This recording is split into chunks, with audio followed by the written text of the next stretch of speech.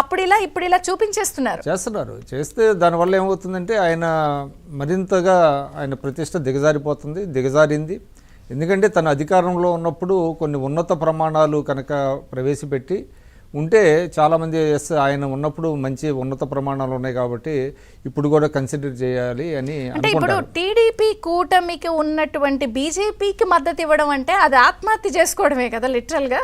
ఖచ్చితంగా అంతే కదా, అది ద్వంద్వ ప్రమాణాలు. అంటే దానికి ఇంకోటండి, అసలు ఆ కన్వెన్షన్స్ గురించి చెప్తున్నాడు కదా, వాళ్ళ పార్టీలో పోనీ చర్చ చేస్తున్నాడా? ఇవాళ మీరు మంచి పాయింట్ లేవనెత్తారు. ఇవాళ లోక్సభ స్పీకర్ ఎన్నిక జరుగుతుంది. లోక్సభ స్పీకర్ ఎన్నికలో మన పార్టీ పందా ఏంటి, ఎట్లాగ మనం వ్యవహరించాలి, ఎవరికి మద్దతు ఇవ్వాలి అని ఏమన్నా చర్చ చేస్తున్నాడు ఆయన? మన ఎక్కడన్నా వచ్చిందా, మీడియాలో వచ్చిందా, వాళ్ళ మీడియాలో కానీ ఎక్కడా లేదు. అంటే ఏంటి, ఏకపక్ష నిర్ణయాలు ఎక్కడన్నా ఉంటాయా? మళ్ళీ అదే పందా, అంతే పందా.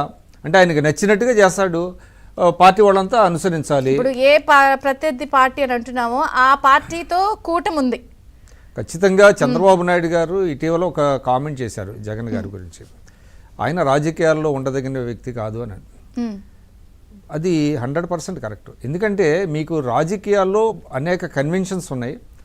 ఒక ప్రజాస్వామ్యయుతంగా ప్రజాస్వామ్యబద్ధంగా వ్యవహరించాలి. నీ ప్రైవేట్ కంపెనీ కాదు ఇది. ఇవాళ మీరు చాలా పర్టినెంట్ పాయింట్, ప్రజలు కూడా ఆలోచించాలి. ఇవాళ లేఖలో ఓటింగ్ కి దూరంగా ఉన్న పరువు దక్కేది ఈ రోజు స్పీకర్ అంశానికి సంబంధించి. ఇప్పుడు కొన్ని పార్టీలు ఉంటాయండి, కొన్ని పార్టీలు ఏంటంటే తటస్థంగా ఉంటాయి. తటస్థమైనటువంటిది అది ఒక వైఖరి, అది ఎవరి పాలసీ. ఇప్పుడు ఆయన తటస్థమే కదా, యాక్చువల్లీ చెప్పాలంటే తటస్థం. రేపొద్దున ఏ ప్రయోజనాలు ఆశించి బీజేపీకో లేకపోతే కాంగ్రెస్ కూటమికో మద్దతు ఇస్తారు ఇప్పటికీ తెలియదు, మరి ఎవరికి ఇస్తారనేటువంటి తెలియదు. కనీసం అక్కడ ఒక చర్చ జరగటం లేదు. ఇది ప్రజలు ఎన్నుకున్నారు, వాళ్ళు ఎవరు మీ సొంత మనుషులు కాదు, వాళ్ళు ప్రజలు ఎన్నుకుంటే ఎన్నిక కాబడినటువంటి వాళ్ళు ఎవరికి మద్దతు ఇస్తారనేది ఒక చర్చ జరగాలి కదా. అది జరిగినప్పుడు ప్రజల్ని కన్విన్స్ చేయాలి ఆయన, ఇదిగో ఈ అంశాల మీద మేము పలానా వాళ్ళకి మద్దతు ఇస్తున్నామని. అది ఎక్కడా లేదు.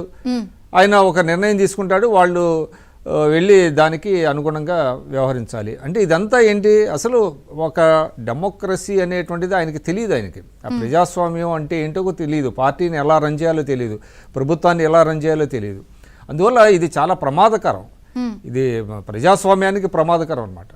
అందువల్లనే ఇవాళ ఆయన అసలు రాజకీయాల్లో అర్హులా కాదా అనేటువంటి ఒక చర్చ ఎందుకు జరుగుతుందంటే ఖచ్చితంగా ఇటువంటి వ్యవహార శైలి ఇవాళ చూడండి, చూసే వాళ్ళకి ఏమనిపిస్తుంది, ప్రోటెం స్పీకర్ గారిని తప్పడతాడు, ఆయన స్పీకర్ గారిని తప్పడతాడు. అసలు తప్పులన్నీ తన దగ్గర ఉంచుకొని ఎదుటి వాళ్ళ మీద బురద చల్లుతాడు, లేనిపోని అన్ని సైట్ చేస్తున్నారు. ఇక్కడేమో మళ్ళీ బీజేపీ దానికి మద్దతు అంటున్నారు, బెంగళూరులో వెళ్ళి కాంగ్రెస్ నాయకులతో కలుస్తున్నారు. ఈ కిచిడి ఏమిటో అసలు నాకు అర్థమే కావట్లేదు. బేసిక్స్ కూడా లేవు కదా పాలిటిక్స్ లో, కొన్ని బేసిక్స్ ఉంటాయి. వీళ్ళు ప్రత్యర్థులు, వీళ్ళు ప్రత్యర్థులు, వీళ్ళకు ఉన్నప్పుడు వీళ్ళతో కలవరు, ఇట్లా ఉంటది కదా. అది ఏంటంటే అది ఒక గందరగోళం అయినటువంటి పరిస్థితులు. ఇవాళ ఆయనకి ఎవరు సపోర్ట్ చేసేవాళ్ళు లేరు. ఆ సపోర్ట్ కూడా ఏంటంటే ఓపెన్గా ఉండాలి సపోర్ట్ చేసేవాళ్ళు.